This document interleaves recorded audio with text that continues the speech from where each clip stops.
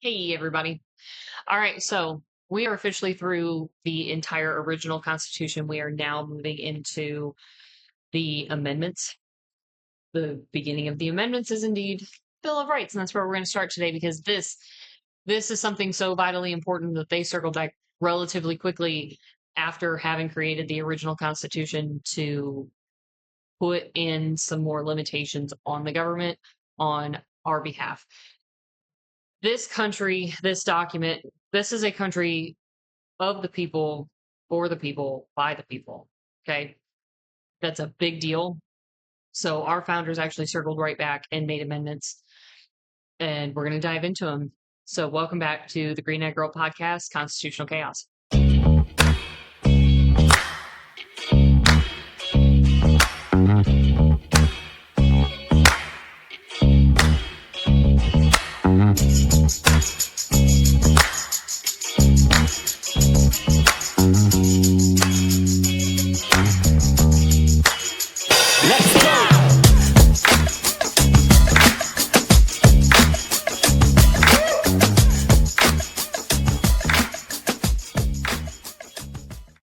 All right, so we're going to dive right back into the Bill of Rights today.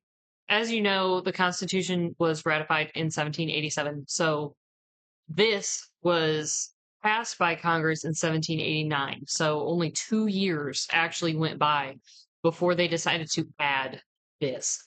And it was ratified on December 15th of 1791. The Congress of the United States began and held at the city of New York on Wednesday, the 4th of March, 1789, the convention of the number of states having at the time of their adoption of the Constitution expressed a desire in order to prevent misconstruction or abuse of its powers.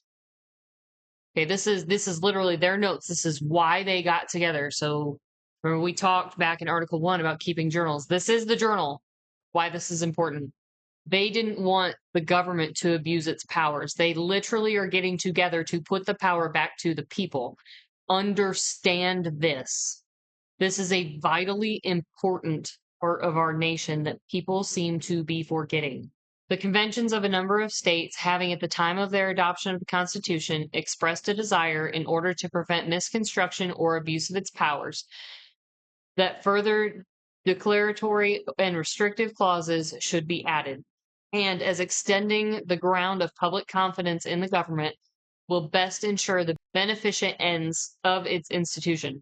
Resolved by the Senate and House of Representatives of the United States of America, in Congress assembled, 2/3 of both houses concurring, that the following articles be proposed to the legislatures of several states as amendments to the Constitution of the United States. All or any of which of the articles, when ratified by 3/4 of the said legislatures, to be valid to all intents and purposes as part of the Constitution. Articles in addition to and amendments of the Constitution of America proposed by Congress and ratified by the legislatures of several states pursuant to the 5th article of the original Constitution. So that's the notes. That's why they got together. Congress actually got together and said, hey, we really might want to make sure that we let the people have the power because we come from tyrannical governments. We're not going to be one. Okay, so they proposed the following amendments, and they did indeed get ratified in 1791. Amendment 1. Congress shall make no law respecting an establishment of religion or prohibiting the free exercise thereof, or abridging the freedom of speech, or of the press, or the right of the people to peaceably assemble and to petition the government for redress of grievances. Okay? So I actually talked about in the last episode, these people came from other countries where there was a state religion. So Great Britain at the time, they had the Church of England. They still do. But you weren't allowed to be a Protestant if the king said they were a Catholic nation and back and forth. So they don't want that here. So you are free to be whatever religion you want and practice it so long as it does not violate the rights of anyone else. Let's look up abridging. So we have a very specific terminology here. All right, so abridging, shortening, lessening, depriving, debarring. So they shall make no law abridging the freedom of speech. No law. I think that's pretty clear. Though currently there are several states who have been trying to make a law in clear violation of the Constitution. Free speech is free speech, and you can peaceably assemble. It is not peaceable to assemble if you're throwing bricks, lighting things on fire, blocking traffic, because then you're infringing upon people's rights. I hope that's very clearly and plainly understood. The blocking of highways, blocking of ambulances getting to hospitals, that is not peaceable. You may peaceably assemble. Gather on sidewalks. Exercise your free speech. Do not break the peace. We've seen many instances of many illegal, unpeaceful things being called mostly peaceful. You are either peaceful or you are not. It is black and white, and I don't want to hear otherwise. And we can petition the government. We should probably exercise this more often. I feel that the government tends to overreach more than it should. We should petition them more often, and we should push back. Amendment 2. A well-regulated militia being necessary to the security of the free state, the right of the people to keep and bear arms shall not be infringed. Again, we talked about militias being formed. They are different than armies, and they are to protect themselves. All right. Should a state be invaded, you remember you don't wait for Congress because the threat is imminent. That's what militias are for. Okay. Shall not be infringed is pretty fracking clear. It means that any gun law violates. And everyone that's actually gotten tried by the Supreme Court in recent history has been obliterated because shall not be infringed, pretty clear. Article 3. No soldier shall, in time of peace, be quartered in any house without the consent of the owner, nor in time of war, but in manner to be prescribed by law. Okay? They can't just come into your home. They can't come and take over your home.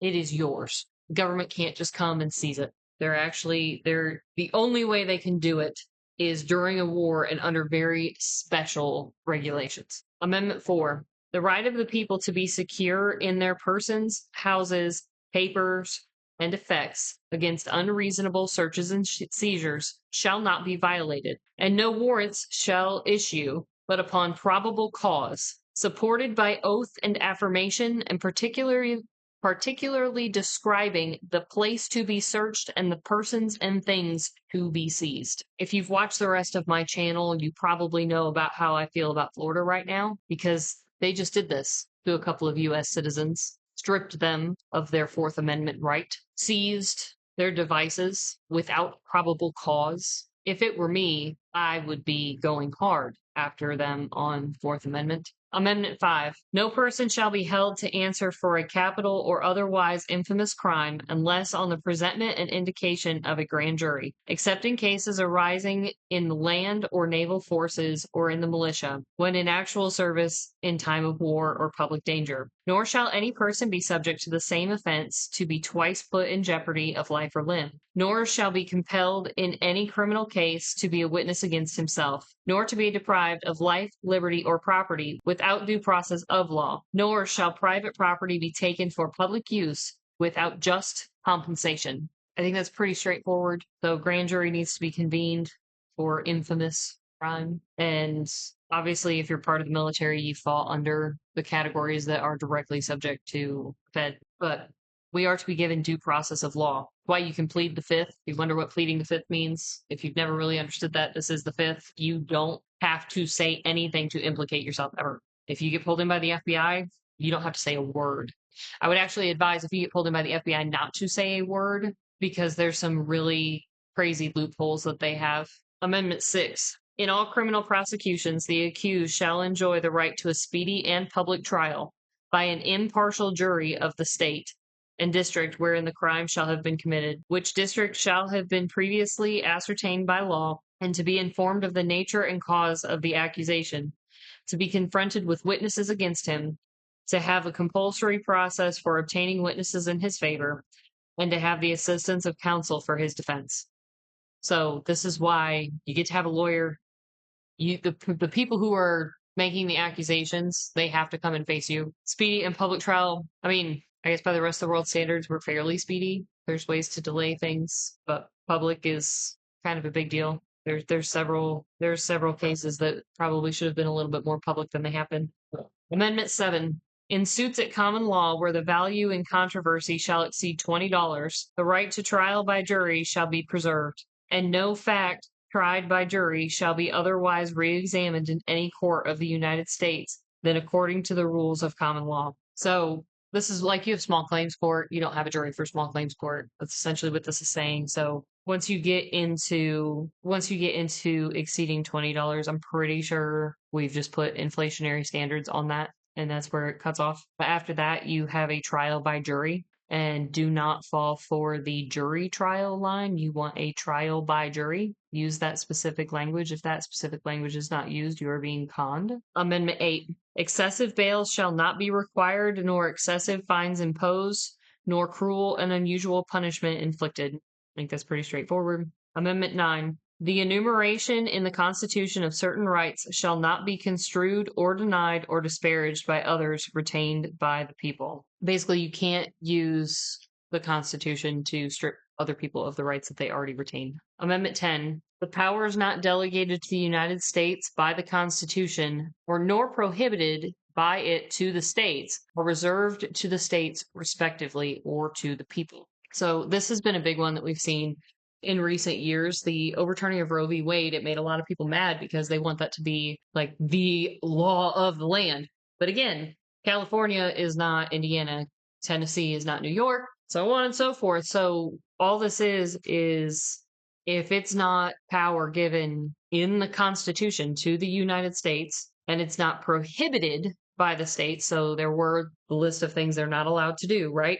They're reserved to the states and to the people. So any state that wants specific laws, well, they can be pertinent in that state. They do not have to be pertinent for the rest. This is a very, very important amendment. This allows the states to continue to be those nations. It allows them to still be different because the states are different. If you look at Europe, there's tons of different nations in Europe, and you can't impose laws across them. I mean, the EU is now, but back in the day, you couldn't impose laws across them. You can't just do it here either. This is what allows states to continue to be independent while working with everyone. So anytime someone in the government gets in and gives power back to a state, you should be jumping for joy, okay? It puts the power closer to home. You need the power closer to home, okay? That is the Bill of Rights.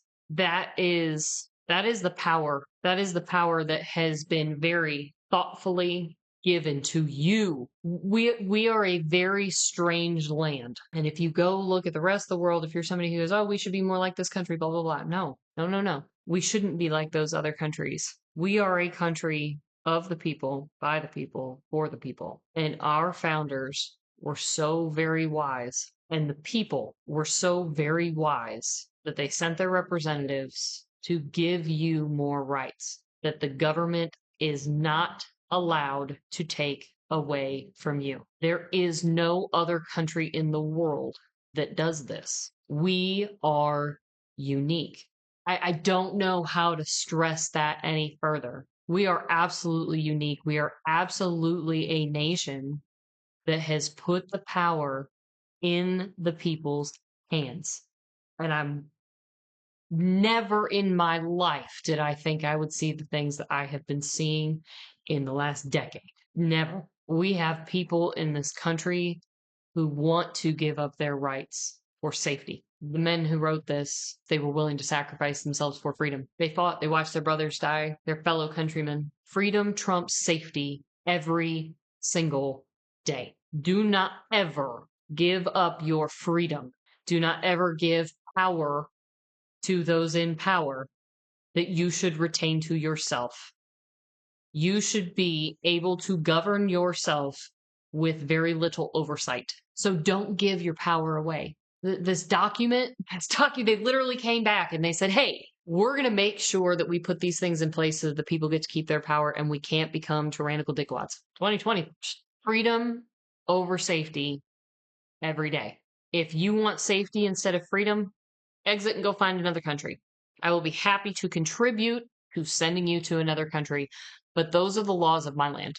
Those are laws I will fight and die for. I will retain my freedoms. Retain your freedom. Celebrate your freedom. Watch for those who would try to strip you of said freedom. Do not trust the government. Trust the Constitution. trust that Bill of Rights, because the people who created that, they came from tyrannical governments. They fought and watched others die and risked life and limb so that they could grant these freedoms to generations. Ponder on that. Ponder on the sacrifice that it took, and don't ever give an inch.